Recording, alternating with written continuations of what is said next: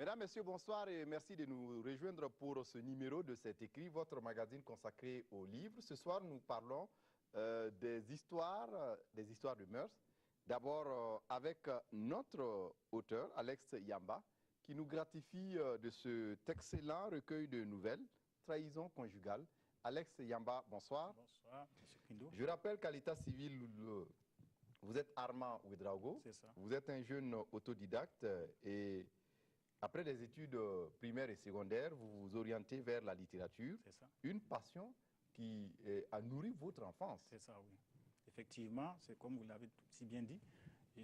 J'ai inspiré depuis mon jeune âge à partir comment on appelle ça, des livres, parce qu'à l'époque, nous étions très habitués à la lecture. C'est-à-dire que notre passion, c'était la lecture, la littérature, en quelque sorte, parce qu'il n'y avait pas tellement d'autres activités, comme aujourd'hui, on peut voir la télé, ou bien, je sais on peut aller au cinéma. Alors qu'à l'époque, nous, notre cinéma, c'était la lecture. Donc, c'est ça qui a forgé un moyen de divertissement, exactement. Un moyen de culture générale également. Voilà, exact. Donc, Oui. c'est ça qui a contribué à forger un peu ma passion pour la littérature. Oui, et vous nous gratifiez de cet excellent recueil de nouvelles, de 4 nouvelles, Trahison conjugale. Oui. Et comme pour dire que tout se limite à des questions de sexe, C'est ça. ou encore tout se limite à des questions de fidélité, d'infidélité, de trahison. Ok. Bon, disons que je me suis inspiré du vécu quotidien pour l'écrit, comme je le dis souvent. C'est-à-dire qu'en observant autour de nous, chaque jour que nous voyons, nous entendons des faits ou bien des gestes qui relèvent de l'infidélité. Ça peut venir de la femme comme ça peut venir aussi de l'homme. Bon, maintenant, mon souci, c'était de faire une œuvre qui réponde totalement, qui donne au moins un intérêt particulier à la lecture. Bon, parce que selon moi, personnellement, la littérature, c'est partir effectivement de quelque chose de très simple et aboutir à quelque chose d'attractif. Sinon, personne n'aurait intérêt à ouvrir un livre pour regarder.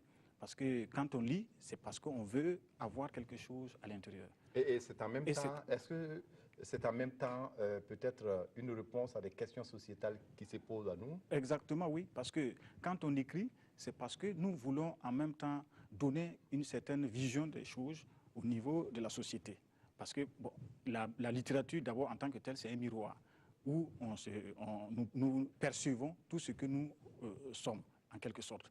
Et à travers cela aussi, nous voulons tirer quelque chose comme une expérience qui va nous aider à évoluer positivement. C'est ça, en fait, la littérature, pour moi. Et Trahison conjugale, Trahison conjugale, c'est 4 nouvelles. C'est 4 nouvelles. 4 petites nouvelles. Exact.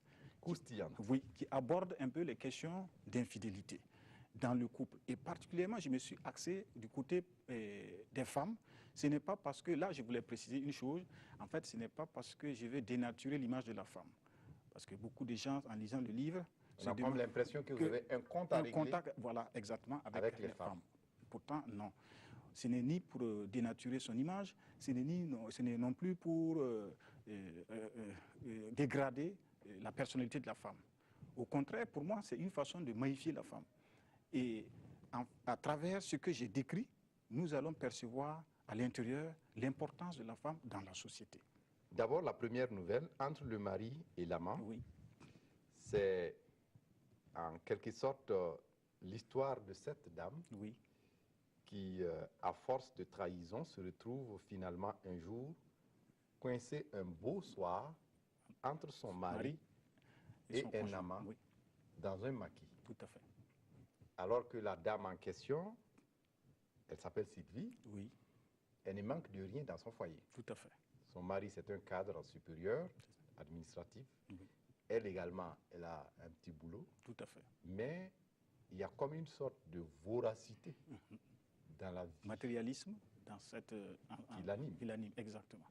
Bon, là, effectivement, comme vous l'avez défini, en décrivant un peu la personnalité de la femme dans ce domaine, c'est pour dire que la femme, quoi qu'on dise, il y a certaines qui sont habituées au matérialisme. Si bien que, même si vous lui donnez tout ce que vous voulez, elle va toujours aller ailleurs. Elle va toujours chercher un compagnon pour pouvoir satisfaire ce besoin-là, pour combler en fait ce besoin-là, cette satisfaction. Quand bien même elle en a déjà. Et vous le dites, Sylvie, saute d'ama en ama, exact. de conquête en conquête. Exact. Et finalement, ce jour-là, elle s'est retrouvée entre Édouard oui. et également son mari, à elle. Oui, Édouard qu'elle a rencontré sur les réseaux sociaux. Oui, tout à fait. Bon, là, effectivement, les réseaux sociaux, comme je l'ai dit, c'est en fait un moyen aujourd'hui, un outil moderne qui permet aux gens de pouvoir aller, de s'aventurer dessus, d'avoir des contacts, des relations. Et ce que je voudrais dire, c'est que le réseau, en fait, permet aujourd'hui de rencontrer des gens qu'on n'a pas l'habitude de voir tous les jours. Et cette bonne dame, elle s'est dit, voilà, tiens, c'est un moyen pour elle de pouvoir peut-être rencontrer une personne qui pourrait répondre à son besoin. Et ce besoin, c'est quoi? C'est le matérialisme. Si bien qu'elle va se balader dessus et elle va essayer de voir si je peux avoir, comment on appelle, c'est pas le prince charmant, mais en fait, l'homme qui pourrait lui donner satisfaction sur le plan financier. Vous voyez, puisqu'elle va trouver des personnalités, comme c'est écrit. Vous parlez de Daniel, attaché de santé. Eh bien, vous entendez quand elle est tombée sur Daniel, sur place quand... Elle se disait qu'elle était aux As. Voilà, aux As. Finalement, elle s'est retrouvée avec un peigne. Bon, disons que c'est quelqu'un qui ne répond pas à ses attentes. Ce n'est pas parce qu'il est attaché de santé qu'il est plein aux As. Vous le dites, Daniel n'avait pas un copain qu'à lui proposer, sinon une simple visite de routine sur son anatomie dans la chambre d'un hôtel à bas prix. C'est ça.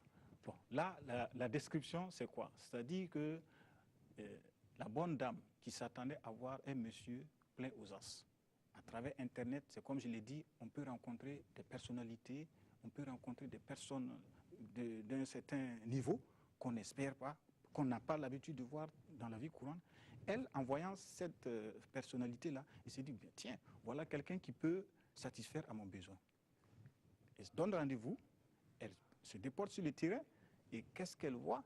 Le monsieur, en quelque sorte, n'est pas mieux que ce qu'elle a déjà. Il a un titre, c'est vrai, mais son titre se résume à quoi? À simplement satisfaire une dame dans un endroit peu célèbre en plus. Vous voyez. Autre conquête de Sylvie, il y a également Alex, étudiant en communication, qui n'a rien. Oui. Vous le dites dans le livre, qui ne savait que se servir de sa plume robuste au bas de sa culotte pour faire désenchanter toute femme rêveuse d'espèces sonnantes et trébuchantes. Ça rejoint aussi le même principe, c'est-à-dire qu'en entendant que c'est un étudiant en communication, elle s'est dit que bon, c'est toujours une personne qui peut satisfaire à son besoin. Et pour mieux ressortir un peu la personnalité de l'homme en question, c'est là que j'ai fait une définition pour montrer qu'il est étudiant en communication, certes, mais ce n'est pas plus. Il ne dépasse pas plus que ce que nous voyons tous les jours. Et comme un papillon qui vole de fleur en fleur, finalement, Sylvie va tomber sur Édouard, tout à fait, qui est sur les réseaux sociaux. Exactement. Et ils se donnent rendez-vous dans un maquis. Et le jour où ils décident de se retrouver, Édouard, qui n'est pas de la ville et qui était de passage, a rencontré le matin un vieil ami avec qui il avait fait l'université et qui l'invite à s'associer à eux le soir à son rendez-vous. Et surprise, l'ami de Édouard n'est autre que le mari de Sylvie. Voilà, ça c'est une coïncidence parce que c'est comme je l'ai dit, le réseau social lui a permis de trouver un partenaire, mais qu'est-ce que ça aboutit? Ça aboutit à une confusion.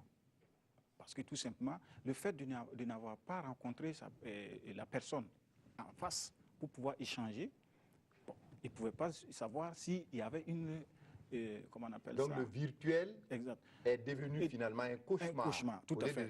Au lieu de se transformer dans la réalité, comme un bonheur. Exactement. Pour permettre à la dame de trouver le lieu de son cœur, ou du moins c'est la personne qui pourrait satisfaire son besoin. Et là, elle tombe sur le mari qui est en fait un ami de longue date. Et ça bouleverse tout. Il y a également cette nouvelle, Noces souillées, où vous racontez l'histoire de cette jeune mariée qui trompe son mari dans la chambre d'un hôtel luxueux où se déroule la réception de leur mariage avec son ex qui se retrouve être le meilleur ami de son conjoint. Exact. Alors, ça aussi, c'est une autre situation qui peut arriver. Alors, puisque le mariage, en quelque sorte... Anne-Marie Bernadette. Anne-Marie Bernadette. De la voilà, mariée. exactement, de la mariée. Là, il y a un autre principe que je voudrais faire sortir, c'est qu'aujourd'hui, quand vous voyez, le mariage est devenu quelque chose de volatile. C'est-à-dire, on ne prend plus le temps de creuser pour chercher sa partenaire ou son partenaire. L'occasion se présentant automatiquement, bon, les deux couples s'associent et se forgent. Pourtant, le bon mariage voudrait que vous preniez suffisamment de temps pour vous connaître. Et là, qu'est-ce qui s'est passé? Les deux personnes se sont croisées comme ça. L'autre voulait juste un partenaire pour pouvoir oublier un passé. Oui, Tandis que des déceptions. L'autre également, le monsieur également, cherchait aussi une femme pour combler son vide. Parce qu'il a tellement aussi connu beaucoup d'échecs dans sa vie conjugale. Donc, ça fait que ces deux personnes s'étant croisées n'ont plus eu le temps de se connaître. Donc, tout ce qu'ils ont fait, c'est de rapidement faire les choses et puis... faire les choses, c'est se marier. Et le jour du mariage, voilà, le mari de Bernadette se rend compte que... Bon, en fait, il ne s'est pas rendu compte. C'est la dame plutôt qui s'est rendu compte que l'ami de son mari, Jean-Yves, est son ancien copain qui l'avait quitté l'Europe et qui est venu pour assister spécialement pour le mariage. Bon, là, vous voyez, la femme, c'est pour dire qu'elle oublie difficilement son premier amour. C'est ce que j'ai voulu faire ressortir par là.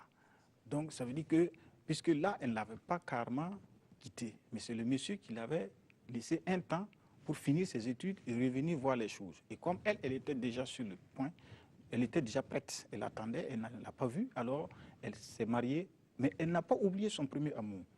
Et le monsieur est venu, et automatiquement, bon, le déclic s'est posé, et voilà, ça s'est passé.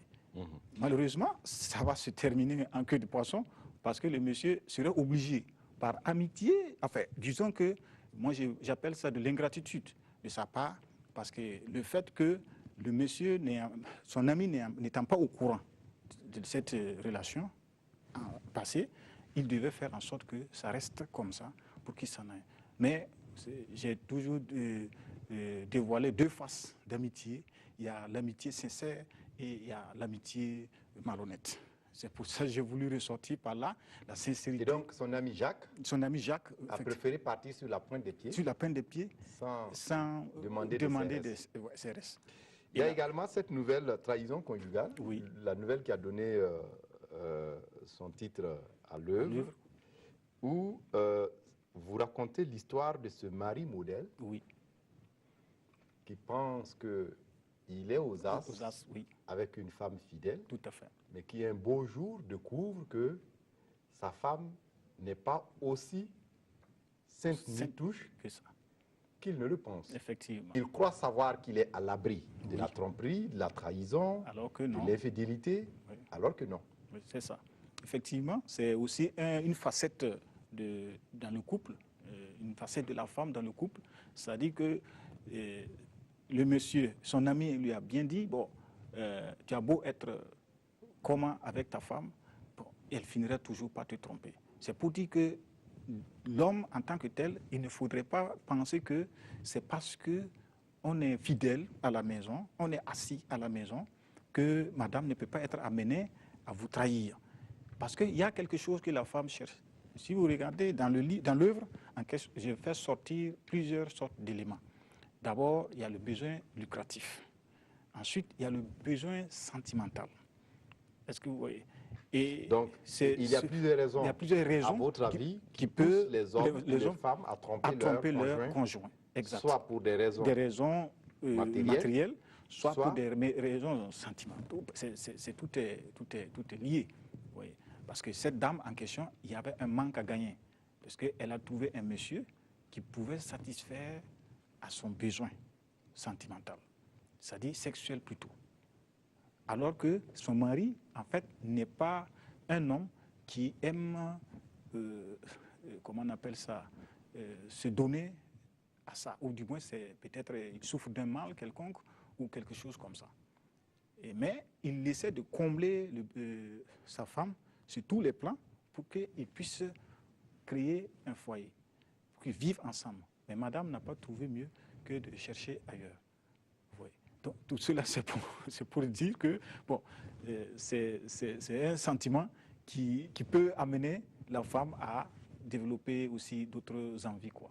Il y a la dernière nouvelle, la honte familiale, oui, également, qui est une histoire de famille. Tout à fait. On a des personnages comme Denise, oui.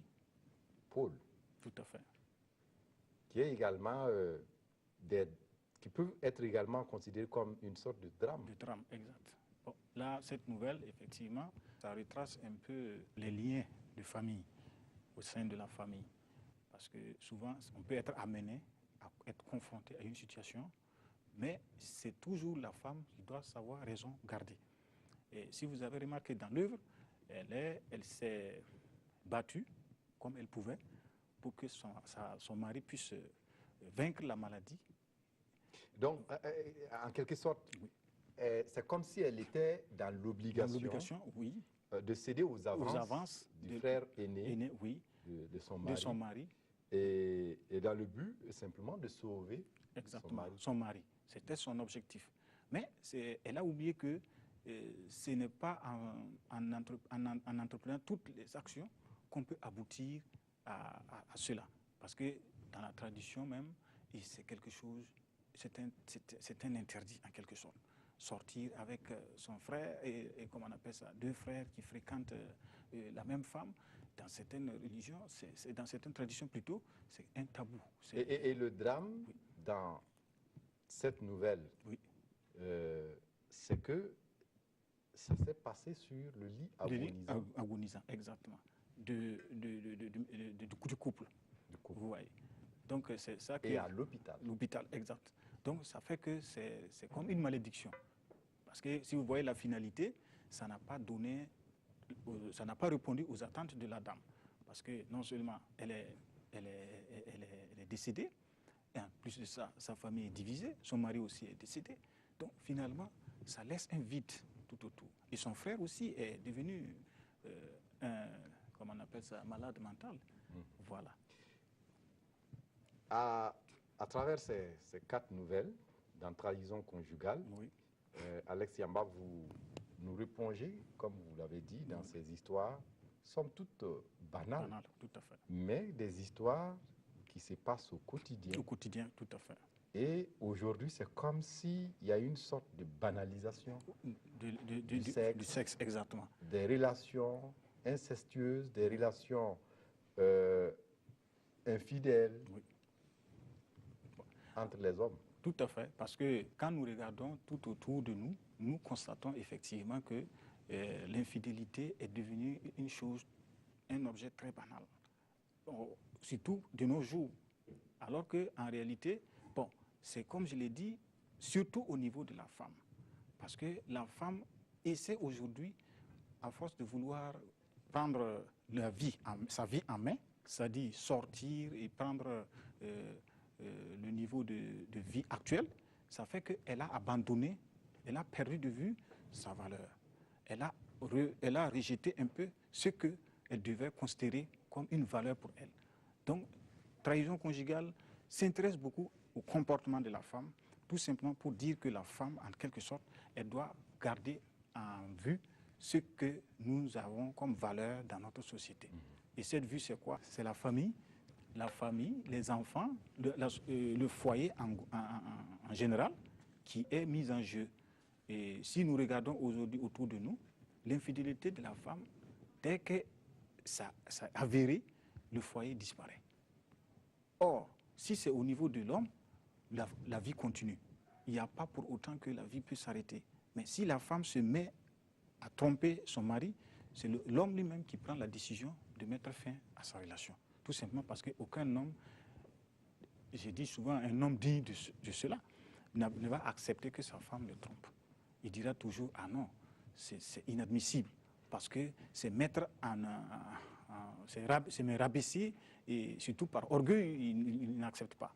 Vous voyez, donc c'est une question d'ego. Voilà. Et on a comme aussi l'impression que vous avez un compte à régler aux femmes. Oui, comment ça?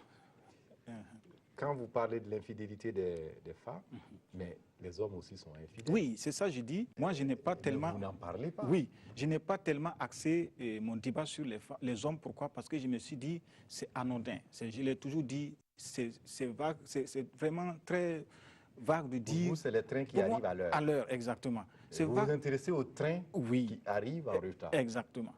Bon, disons, c'est comme j'ai dit, parler de l'infidélité de l'homme, c'est vraiment quelque chose de très banal. Parce que tout compte fait, c'est comme je l'ai dit, nous avons été habitués par la polygamie depuis si longtemps. Et aujourd'hui, nous avons toujours des familles qui vivent avec beaucoup de femmes, ou des hommes qui vivent avec autant de femmes. Et même jusqu'à présent, il y en a plein qui le continuent. Et ça n'émeut personne. Dire qu'un tel a fait ceci, bon, ça n'émeut personne. Mais quand ça revient du côté de la femme, il y a un déclic. Oui. Alex Yamba, il y a également que votre façon d'écrire, la stylistique, la façon dont vous écrivez, on le voit, c'est un langage simple, sans être simpliste. Tout à fait. Sans être banal. Mais c'est comme si vous avez cette exigence de retravailler votre langue, tout à fait. De retravailler les mots tout à fait. Pour les rendre accessibles. Exactement, parce que c'est comme je l'ai dit toujours, il faut que la littérature soit accessible à tout le monde. C'est-à-dire, quand nous écrivons, bon, je ne condamne pas le style académique, mais je me dis qu'au niveau du style très simpliste, ça permet à tous de comprendre exactement, parce que c'est un message que nous véhiculons. Et ce message devrait quand même être accessible à tout le monde. Donc voilà pourquoi je prends soin toujours d'évaluer les mots, de peser ce que ça peut donner, surtout la compréhension au niveau de tout un chacun avant d'écrire. Il y a aussi vos personnages. Oui. On se retrouve avec des amis qui se trahissent. Tout à fait. Des amis qui ne sont pas au courant, qui sont trahis. Oui. Et on se retrouve également avec des personnages qui se retrouvent être de toutes les couches sociales. Oui. Vous avez l'élite, oui. Vous avez la classe moyenne, et peut-être vous avez aussi les vulnérables. Exactement. C'est pour dire que la situation actuelle est à tous les niveaux. C'est-à-dire ça peut atteindre aussi bien l'élite que la personne qui est en classe moyenne. Donc c'est pour généraliser. En fait, je généralise un peu la situation. Parce que quand vous écrivez, vous prenez un cas précis, vous risquez de mettre dans la tête des gens qu'il n'y a que ce côté-là qui est intéressé. Alors que non, ça peut arriver à tout. Et maintenant, il appartient à tout un chacun de voir comment est-ce qu'il faut faire la conduite à tenir pour pouvoir changer les choses. Un mot sur la couverture de votre recueil. On a des jambes avec des talons, oui. Un peu comme si l'intéressé est en train de marcher sur la pointe des pieds. Okay. Et donc, tout est mis en œuvre pour que, quelque part, on puisse mettre en exergue cette infidélité. Bon, effectivement, parce que l'œuvre, normalement, le livre, comme on dit, c'est de l'art. Et l'art doit toujours plaire. L'art doit être attractif et significatif. Donc, en écrivant mon livre, je me suis dit, bon, qu'est-ce qu'il faudrait, en fait, comme image pour parler d'abord au lecteur avant qu'il ne puisse entrer à l'intérieur. Donc, c'est ce qui m'a guidé au choix de cette image-là. Et quand vous regardez, vous avez les jambes d'une femme. Bon, trahison conjugale. Les jambes d'une femme peuvent t'amener à trahir ta femme, ou si c'est un homme aussi, sa façon d'être peut trahir amener une femme à changer. Et nous avons aussi la façon qu'elle est habillée et dont elle est habillée. Vous avez tout ceci concourt à faire en sorte que nos idées changent sur le plan sentimental. Et on est souvent intrigué par ces histoires que vous nous racontez dans Trahison conjugale. Et on a souvent envie de vous poser la question, vous étiez là-bas? Oui. Ou c'est des histoires qu'on vous a racontées, ou c'est des histoires qui vous est arrivées? Non. Parfois, on a envie de rentrer dans la tête du narrateur. Oui, oui. Bon, comme on dit, c'est pas... Je l'ai dit, c'est un vécu quotidien. C'est des vécus quotidiens, c'est ce qu'on entend qu'on écrit. Un auteur n'est pas forcément de vivre une situation personnelle ou bien non. Quelqu'un peut, autour de soi, ou bien voisin, peut vivre une situation pareille. Et toi, tiens, tu dis, mais qu'est-ce que tu peux faire pour que cette situation change? Est-ce que si je me mettais à écrire, parce que je ne peux pas parler, je ne peux pas faire... J'aurais été peut-être un artiste musicien, il va faire une chanson pour pouvoir démontrer cela. Mais moi, en tant qu'auteur, j'ai dit, bon, qu'est-ce que je peux faire? J'ai dit, bon, voilà, je peux prendre ma plume et puis essayer d'écrire un peu la situation et d'apporter ma vision des choses. Pour vous, la littérature, c'est quoi? Pour moi, la littérature, c'est faire en sorte que... C'est prendre ce que nous avons comme vécu quotidien, comme ce qui nous entoure, et retransmettre aux lecteurs, afin qu'ils puissent comprendre les réalités de leur tiroir. Pour moi, c'est ça. Le lecteur de nos émotions. De nos émotions. Parce que, nos vécus. Exactement. Parce que nous qui vivons dans l'environnement, il se passe beaucoup de choses dont nous ne prêtons pas attention. Parce que nous disons, bon, de toute façon, on vit avec, il n'y a pas de souci. Mais l'auteur qui est à côté, qui observe, qui regarde, perçoit des choses extraordinaires qu'il peut faire ressortir pour vous remettre et pour que vous puissiez comprendre.